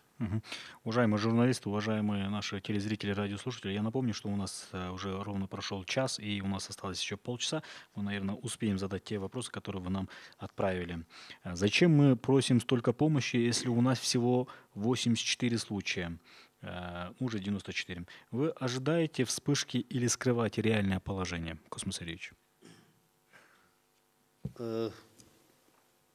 Никто не может предсказать. Сами знаете, даже в тех же развитых странах получился один, потом очень быстрое развитие событий было. Я думаю, Кыргызстан с первых дней принимал правильное решение. Мы первых дней закрывали все внешние границы. Вот. Ну, в данный момент сейчас внешние границы везде, сейчас во всех мире распространена, поэтому все страны закрывают свои границы, чтобы дать возможность работать внутри территории. На сегодня ситуация, я думаю, вот сейчас, которую мы ведем, главное, чтобы своевременно выявлять, изолировать, если больной выйдет, лечить. Это зависит от того, от нас. Поэтому в любом случае мы должны готовиться определенно худшему случаю, если вдруг получится такое-то событие. Поэтому никто не знает, никто не мог прогнозировать, даже те же страны, Россия, например, у них существуют очень большие всесоюзные, которые раньше были институты, они тоже не могут предполагать, сколько человек будет, да?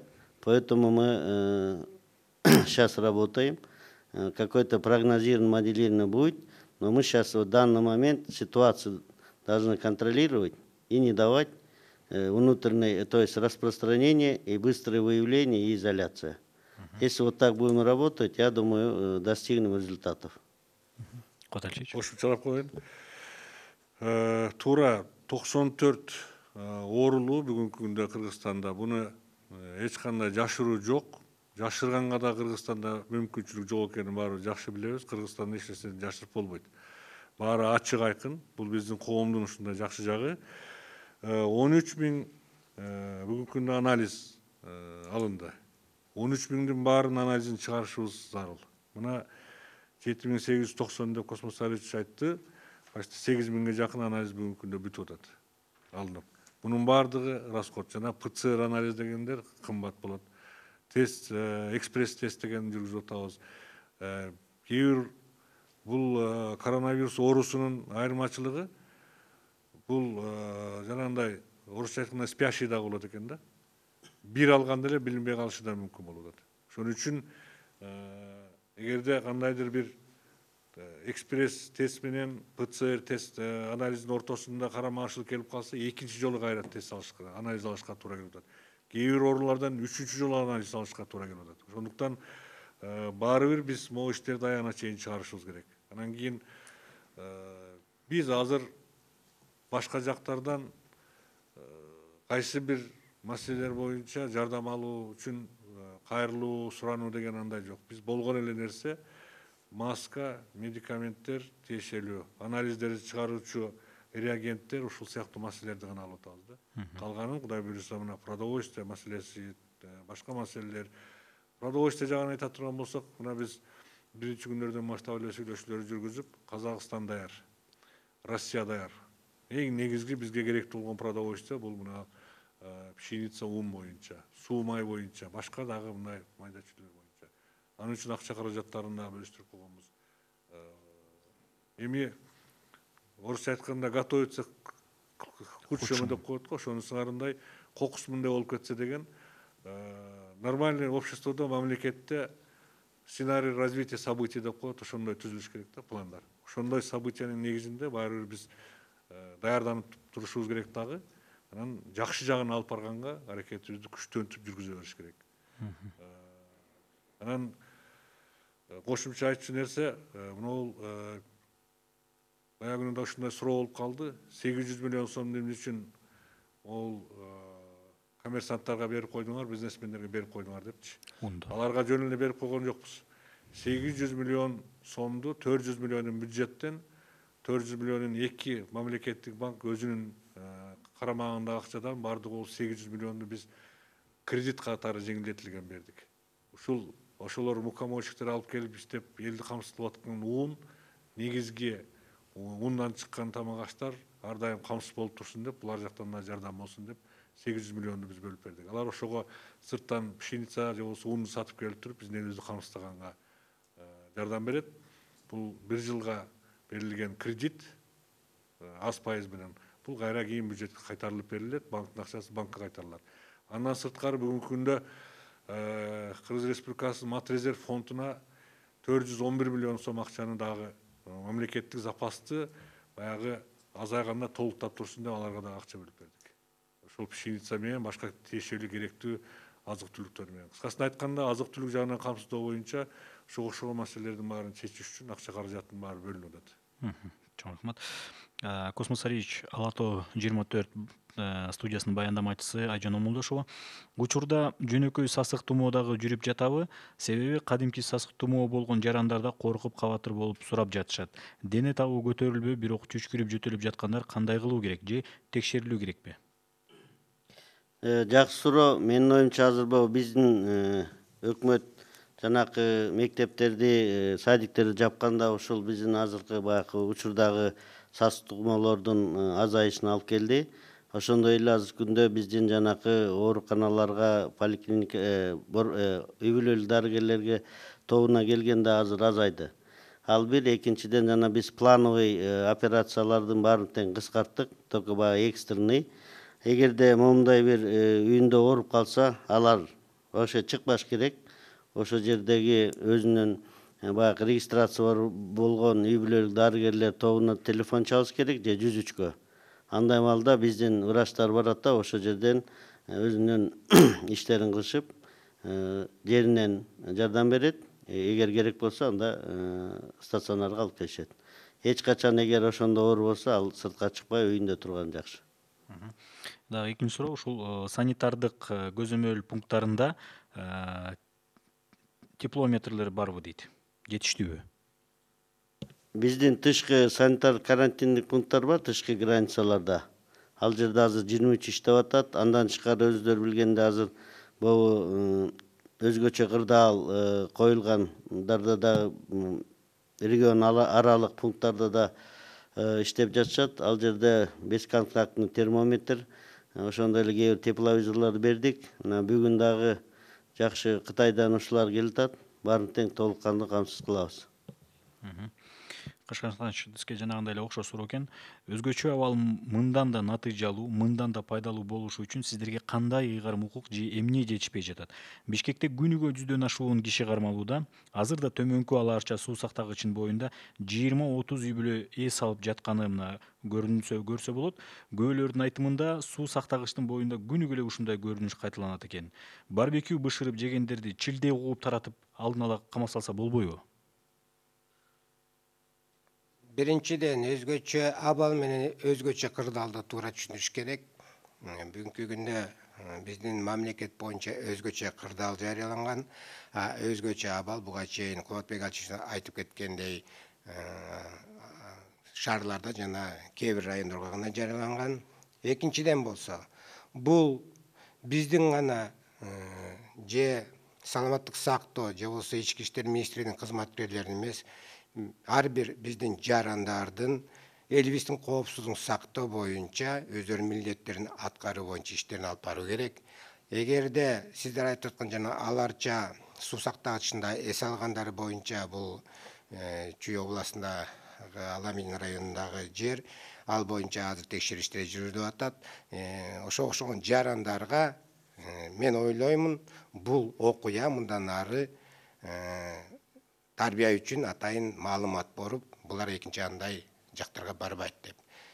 Биринчиден, экинчиден болсо, маалымат каражаттары жалаң гана ушундай окуяларды жарыялагандан кийин ар бирөөсүнө элибизге түшүндүрүү иштери боюнча дагы бир аз маалымат берип кетсе жакшы болот эле. Куат Алчевич, вы сказали, что к пассивным работам никаких ограничений не будет, но в Московском и Ижевском районах хотят с завтрашнего дня перекрыть все дороги к полям. О какой пассивной может идти речь? Если местная администрация или айыл өкмөтү принимает такое решение, я считаю, это неправильное решение. Мы, наоборот, требуем, чтобы никаких ограничений не должно вестись по поводу проведения весенне-полевых работ. Если такой информация будет, я немедленно об этом мы примем меры, чтобы такого не было. Кашкарсканч, нарында 10-га жакын дааватчылардан коронавирус аныкталды деген маалымат тарады. Бул маалымат такталганбы? Такталган эмес болсо, бул маалыматты тараткан жаран эмне үчүн жоопко тартылбайт? Биринчиден так маалыматты бергенге үйрөнсөк баарыбыз тең. Азыр эле мынакей Саламаттык сактоо министрлиги Космек Сариевич маалымат айтып кетти. Кайсы жерде канча оору коронавирус боюнча такталган, бүгүнкү күндө нарын боюнча такталган оорунун санын айтып кетти. Экинчиден болсо, даватчылар боюнча иштер алып барып атат. Ар кандай туура эмес маалыматтарды провокациялык тараткандар боюнча биз улуттук коопсуздук мамлекеттик кызматы менен биргеликте иштерди алып барып атабыз. Алып барылган иштерди күндө маалымат каражаттарына берип атабыз. Т-медиа агенттигинен Котел сизге суроо. Өзгөчө абал өлкөгө боюнча киргизилет деген сөздөр болуп жатат. Эгер киргизилсе, коменданттар ар бир айылга же районго бөлүнөбү, кандай бөлүштүрүлөт? Биринчиден андай маселе бүгүнкү күндө турган жок. Билесиздер, биздин Кудайга шүгүр Талас областы, Ысык Көл областында бүгүнкү күндө оорулар катталган жок. Ошого байланыштуу республиканын бардык аймагында киргизүүгө азырынча андай планда, по крайней мере, штабтын планында андай маселе жок. Ошондуктан эгерде кирип кала турган болсо, атайын жол жоболору бар, коменданттык саат кандай кириш керек. Биздин суроо берүүчү жараныбызда журналистибиз туура айтып атат. Сөзсүз түрдө ар бир аймактарга, ар бир райондорго, керек болсо чоң айыл өкмөттөргө чейин коменданттар шайланууга тийиш болот. Ошто, Жалал Абадта дыйкандар үрөөн жер семирткичтери кымбаттап кеткенин, жазгы талаа убагына кеч калып, же үлгүрбөй кала тургандыктарын айтышууда. Дыйкандарды үрөөн жер семирткичтери менен өз убагында камсыздоо үчүн кандай иштер жүргүзүлүп жатат? Биздин маалымат боюнча былтыркы поставкадан калган жер семирткичтердин запасы республикада 30% түшчү. Биз жазгы талаа жумуштарын даярдык көрө баштаган убакта эле, бул февраль айында. Андан кийин дагы азыркыга чейин могул коронавируска чейин ошол минералдык жер семирткичтерди ташуу, жеткирүү боюнча атайын бизде ассоциация бар. Бир нече 20-дан ашык компаниялар ошол ассоциациянын мүчөсү. Уюшкандыкта жыл сайын ташып алып келип берип аткан жер семирткичтерди быйыл да алып келип берүүгө даярбыз деген сөздөрүн айтышып, биз алар менен сүйлөшкөнбүз. Мына мен кече күнү жардамчым аркылуу кабар беришти.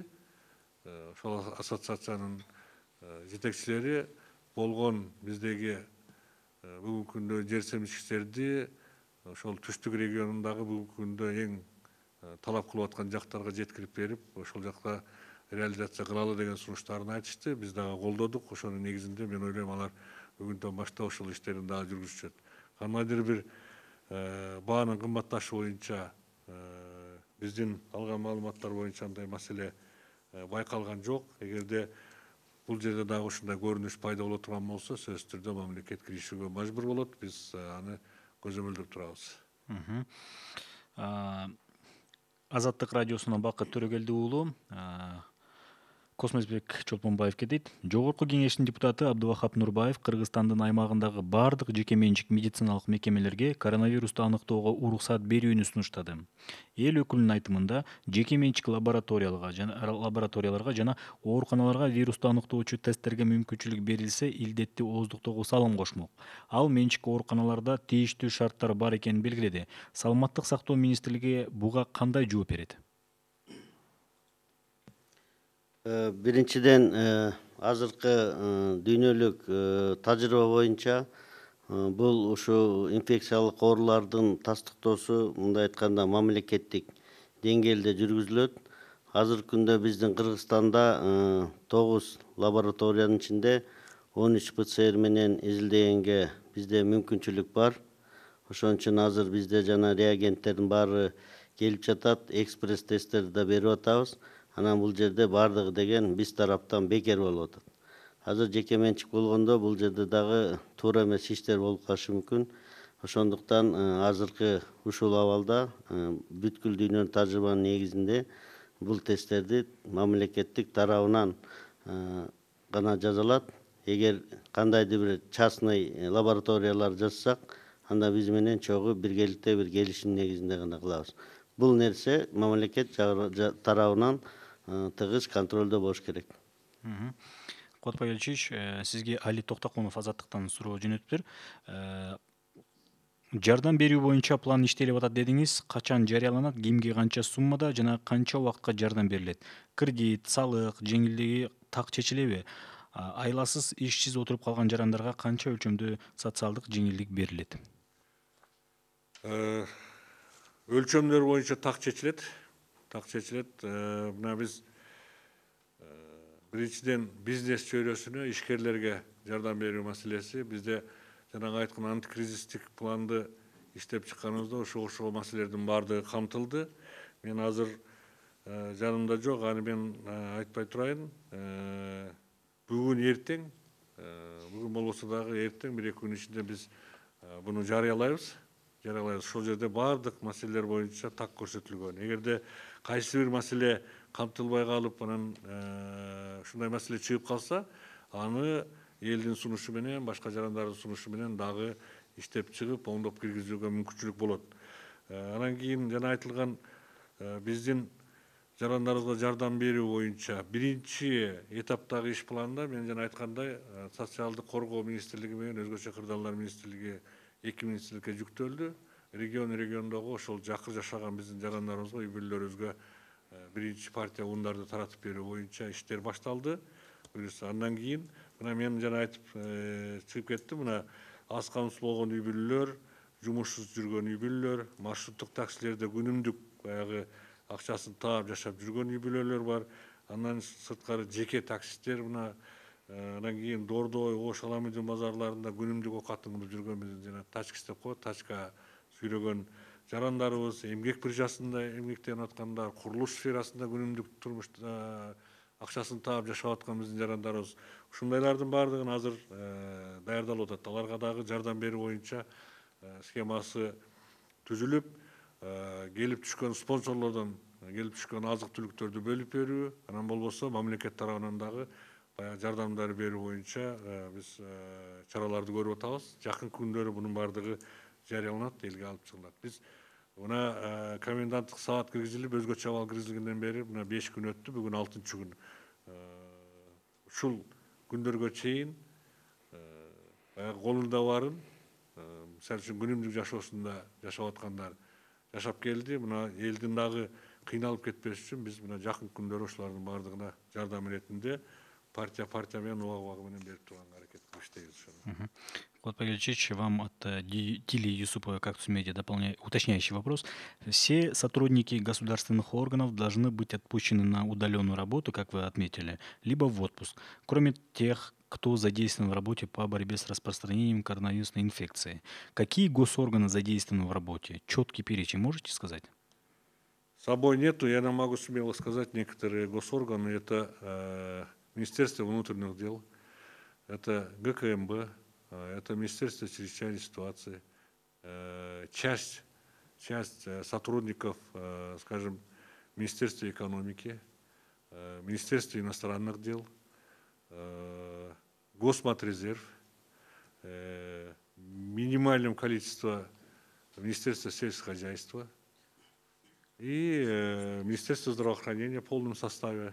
В принципе, список, перечень составлен. Этим вопросом занимается руководитель аппарата правительства Самат Аскербекович Кылжиев. В принципе, до всех доведено, вплоть до структурных подразделений, которые находятся, скажем, в регионах. Данный вопрос доводится, и, естественно, сегодня вот такая работа проводится. Вопрос от Эмекен, аскерлерден суроо келип, аскерлердин атынан суроо берип атышат. Поднаем жилья деген бар экен, ошого аскерлердин акчасынын каражатын кыскартып атыптыр. Бул канчалык деңгээлде чындыкка туура келет дейт? Мен текшерип көрөйүн, андай маселе менде маалымат жок ал боюнча. Мен текшерип көрөйүн. Эгерде кайсы бир мыйзамга каршы келе тургандай иш-чара жүргүзүлүп жаткан жок болсо биз аны токтотобуз. Куатай Айчич, вы отметили, что по вопросу помощи нуждающейся части населения, и вы сказали, что есть постановление правительства. Сегодня утром правительство приняло решение о распределении 5 тонн муки. 5 тонн или 10? 5 тысяч, да, вот это правильно. Вот уточняет вопрос.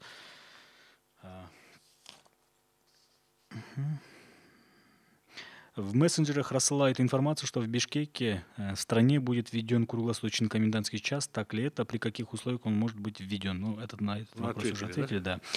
Что по открытию границы с Китаем? Когда будут возобновлены автоперевозки грузов? Вопрос от 24 kg. Мы уже неделю проводим консультации с китайскими коллегами, наши соответствующие госорганы работают над этим. В принципе, мы предлагаем открыть границы для грузов, для товаров народного потребления. В принципе, сегодняшнее положение, обстановка в Китае к этому позволяет такую работу вести. Я думаю, что в очень скором времени будет открыть граница для грузов с Китаем. Вопрос Космос Арич вам от Аскара, свободного журналиста Аскара Ахталова. Будут ли правительства закупать тест-систему китайского производства? В Испании выяснилось, что некоторые китайские поставщики поставили бракованные системы, которые дают большой процент неверных итогов. Государство намерен покупать. Мы будем покупать именно те тесты, которые входят в реестр в Китайской Народной Республике. Поэтому мы уже первую партию сейчас мы эти дни приобретаем. Не умаляя заслуг правительства, наоборот, поддерживая все принимаемые меры, вопрос: каков долгосрочный стратегический план правительства по ситуации с коронавирусом?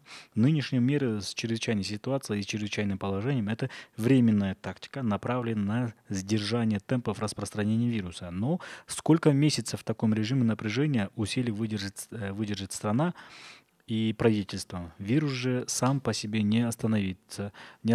Даже в развитых странах прогнозируют, что он будет распространяться минимум 2-3 месяца. Конечно, давайте будем, во-первых, оптимистичными.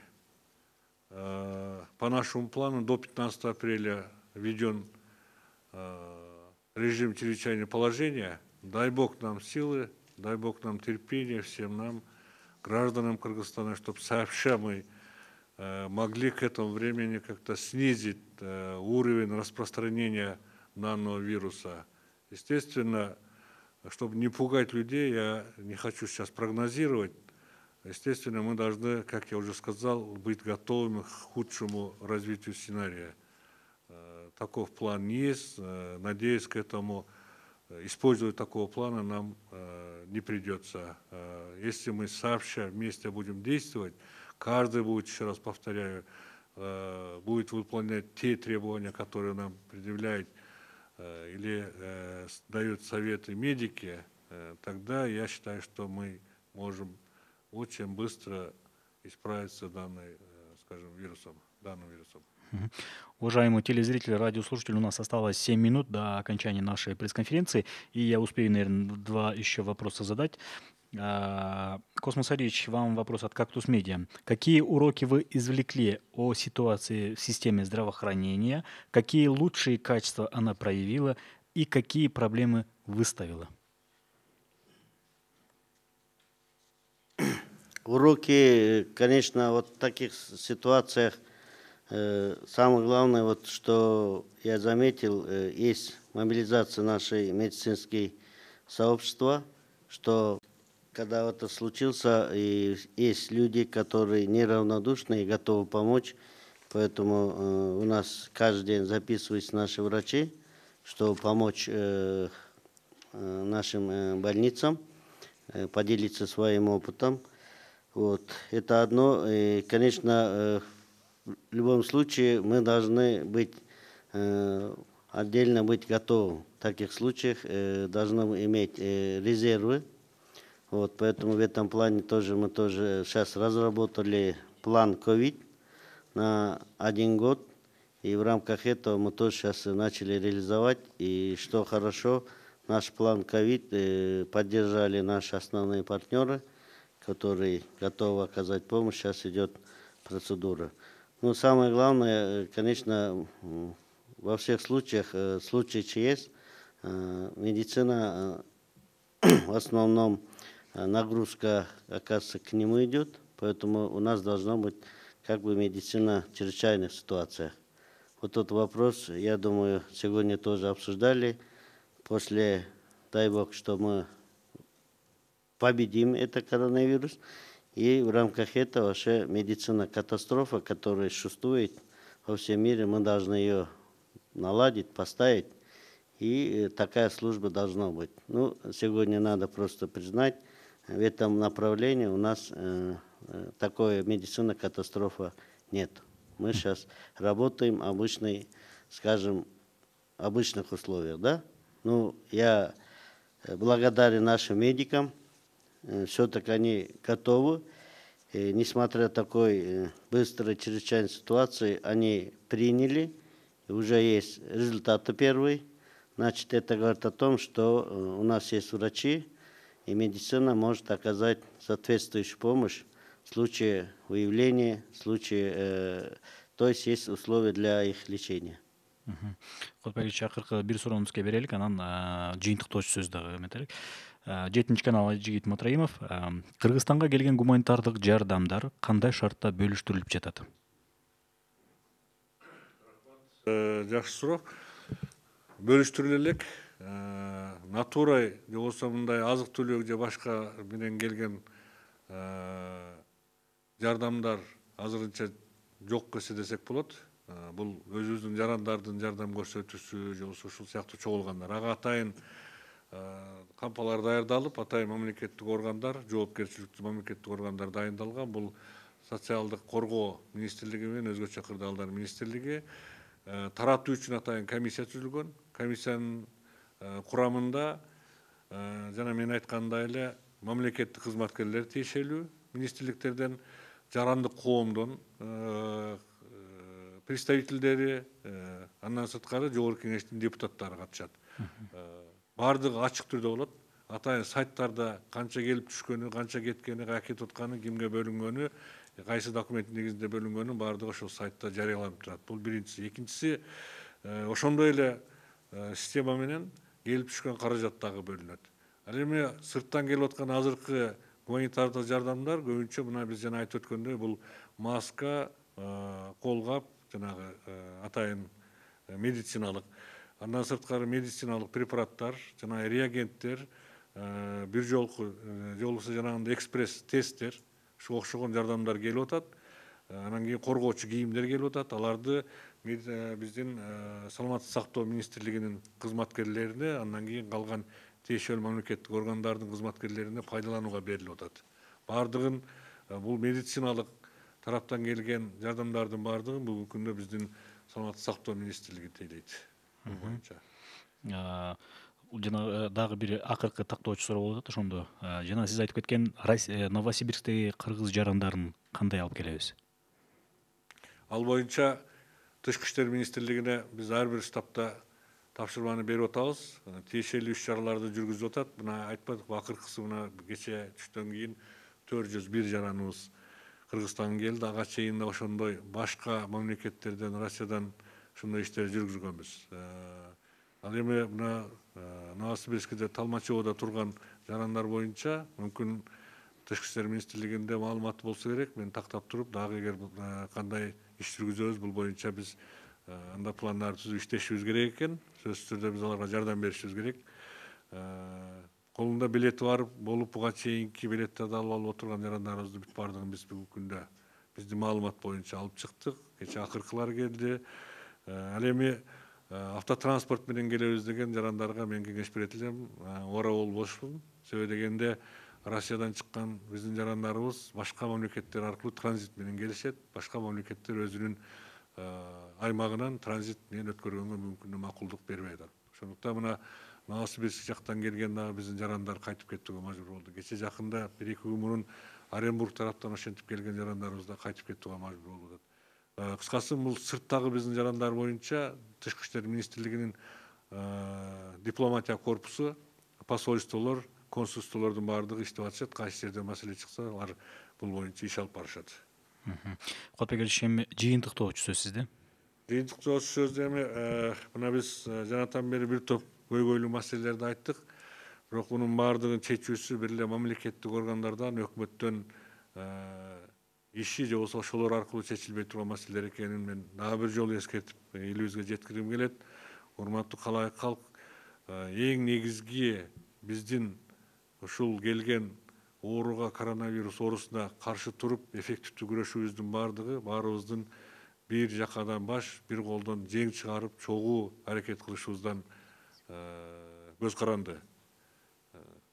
Мамлекеттик органдар, особенно биздин врачтар, медициналык кызматкерлер канчалык аракет кылбасын, биз ооруну айыктыруу же болбосо ошого каршы жуктуруп албаш үчүн каршы туруп өзүбүз аракет кылып, берилген сунуштардын баардыгын, көрсөтмөлөрдүн баардыгын аткарууну так аткарбай турган болсок, биздин мамлекеттик органдардын, врачтардын жашаган иштеринин баардыгы бул эффективдүү болбой калат. Ошондуктан дагы бир ирет баарыңыздардан суранып кетем. Оорубу, оорубайбы, баарыбыз да бүгүнкү күндө бири-бирибизден алысыраак, оолагыраак болуп, убактылуу ушул ооруну жуктуруп алгандан алыс болуп, ошого берилген көрсөтмөлөрдүн негизинде жашап туруубуз шартка ылайыктуу. Дагы бир айтып кетчү нерсе, мына өзгөчө абал кирген убакта Бишкек шаарынын тегерегинде биздин азык түлүк ташыган, медикаменттерди Бишкек шаарына ташыган биздин ишкерлерибизден абдан көп арыздар түшүп атат. Арыздар бизди киргизбей койду, бизди посттон өткөрбөй койду деген сыяктуу. Бүгүнкү күндө комендатурага 3 комендатурага тең баардык турган посттогу ошол биздин кызматкерлерге атайын тапшырмалар берилген. Азык түлүк менен, күндөлүк керектелүүчү товарлар менен бүгүнкү күндө керектүү медикаменттер менен келген автотехниканы документи болобу болбойбу? Мисалы үчүн бусиктер, грузовой машиналар, аларды токтоосуз шаардын ичине кое берүүгө милдеттүү түрдө баардыгын айтылган. Ал эми көпчүлүк арыздардын баардыгы киргизбей кой дегендер. Биздин ишкерлерибиз бусик менен эмес, жүктөгөн азык түлүгү же болбосо медикамент эмес, өзү жеңил машина менен келип алып, мен мына азык түлүк койчумун, мени шаарга киргиз деп талап кылгандар болуп атат. Андайларга жол жок. Азык түлүк ташыган автомашинанын айдоочусу, эгер экспедитор болсо, экспедитор 2 гана киши кирет. Компаниянын азык түлүк жеткирген койгон ошол компаниянын ээси башка кызматкерлери компаниясында отуруп иштеш керек. Шаарга киргенде, особенно ушул жакын райондордон алып келип атышат. Сүт азыктарын, башка азыктарды алардын экспедитор менен водитель гана уруксат киргенге. Ошол азык түлүк менен, медикамент менен. Андан сырткары ошон үчүн могул арыздарга туура мамиле кылсаңыздар, биздин эми баарыбыз бири-бири менен байланышыбыз бүгүнкү күндө абдан күчтүү. Ошондуктан биздин элдерибиз, особенно журналисттерибиз ушуга туура мамиле кылсаңыздар. Анан экинчи нерсе, коронавирусга каршы иш чаралардын баардыгы бүгүнкү күндө биздин президентибиздин көзөмөлүндө турганын мен баса белгилегим келет. Күн сайын штабтан маалыматтарды алып турат, ал киши көрсөтмөлөрдү берип турат. Ошондуктан биз өзүбүздүн жанагы мен айткан деңгээлибизди, өзүбүздүн мында жанагы оптимисттик ой жүгүртүүбүздү ошолордун баарын жок кылбастан, оптимисттик көз карашта келечекке кадам шилтей берели, баарыбыз чогуу ынтымакта болуп, ушуга каршы тура турган болсок, мен ойлойм муну дагы бир ирет айтып кетет элем, биз муну оңой эле жеңебиз. Рахмат баарыңыздарга. Кубатбек, эгерде мүмкүн болсо ушунда расмий тилде айтып берип койбойсузбу? Жыйынтыктоочу сөздү. Уважаемые представители средств массовой информации, уважаемые соотечественники, хочу всех вас призвать на то, что наступило сегодня такое время, что мы должны сплотиться вокруг нашего руководителя, нашего президента. Я хочу отметить, что наш президент каждый день со штаба получает информацию, он лично контролирует работу штаба, комендатуры всех 3 и работу госорганов. Я думаю, что если мы сообща будем действовать, будем четко выполнять те требования, которые нам делают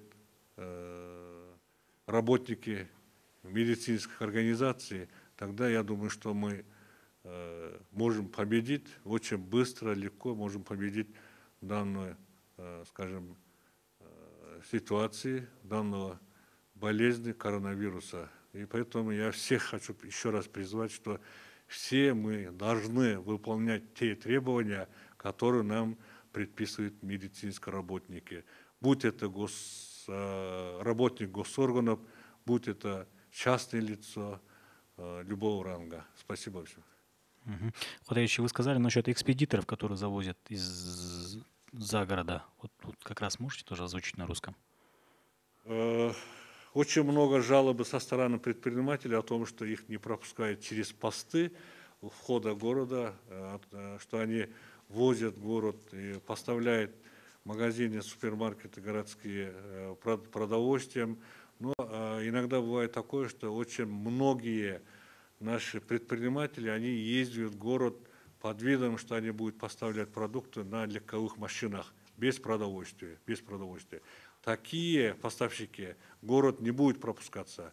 Будет пропускаться город те автотранспортные средства, которые загружены. Если даже пусть у них не будет документы соответствующие, сопровождающие, но тем не менее, если у него загружено там продовольствие, медикаменты, другие товары повседневного потребления, народного потребления, они будут беспрепятственно пропускаться. Такое команда дана всем постам. Посты работают в таком режиме, а те предприниматели, которые захотят проехать город на свои автотранспортные средства, на легковых, без, скажем, продовольствия, без никаких грузов, такие, скажем, предприниматели город не будет пропускаться. Пропускаться будет те транспортные средства, которые груженные продовольствием, медикаментом, и там, естественно, водитель и экспедитор. Ну, скажем, может быть, максимально 3 человека, а так обычно бывает 2 человека таких. Спасибо. Уважаемые телезрители, радиослушатели, у нас в гостях в пресс-центре были первый вице-премьер-министр Куатбек Боронов, министр внутренних дел Кыргызской республики Кашкар Джуншалиев и министр здравоохранения Кыргызской республики Космобек Чолпунбаев. Мы сегодня отвечали на вопросы республиканского штаба, что делает. По вопросам экономики мы не стали задавать. Почему? Потому что на днях, в скором времени, выйдет тоже на пресс-конференцию вице-премьер-министр Кыргызской республики Эркин Асрандиев, и он ответит на все экономические вопросы экономического блока. Прямой эфир через прямой эфир вы смотрели по телеканалам ЛТР, КТРК Алато 24, Пирамида, Ош ТВ, Ынтымак ТВ, Азия ТВ, радиостанциях ЛФМ, Биринчи радио, Кыргыз радиосы, Минкы ЛФМ, Кыргызское национальное информационное агентство Хабар, на YouTube-канале ГТРК ЛТР, в Фейсбуке, на страницах Кыргыз Өкмөтү, социальное правительство и Биринчи радио. Урматтуу телегөрүүчүлөр, радио угармандар, бүгүнкү республикалык штабтын пресс-борборунда Кыргыз Республикасынын биринчи вице-премьер-министри Куатбек Боронов, Кыргыз Республикасынын ички иштер министри Кашкар Жуншалиев жана Кыргыз Республикасынын саламаттык сактоо министри Космосбек Чолпунбаев бардык тийиштүү суроолорго жооп берди. Биз бүгүн республикалык штабтын ишмердүүлүгү тууралуу кеп кылдык жана экономикалык багыттагы экономикалык суроолор боюнча биз суроо берген жокпуз. Эмнеге дегенде, жакынкы күндөрү, жакынкы арада Кыргыз Республикасынын вице-премьер-министри Эркин Асрандиев экономикага тийиштүү бардык суроолорго жооп берет. Басма сөз жыйынды ТÜЗО-дон ЛТР, КТРК, Алато 24, Пирамида, Ош ТВ, Ынтымак ТВ, Азия ТВ телеканалдарынан, ЛФМ, Биринчи радио, Кыргыз радиосу, Минкы ЛФМ радиолорунан, Кабар улуттук маалымат агенттигинен, ЛТРден YouTube каналы жана Facebooктан Кыргыз Өкмөтү, социальное правительство жана Биринчи радионун баракчаларынан көрүп уга алдыңыздар. Чоң рахмат. Саламат калыңыздар.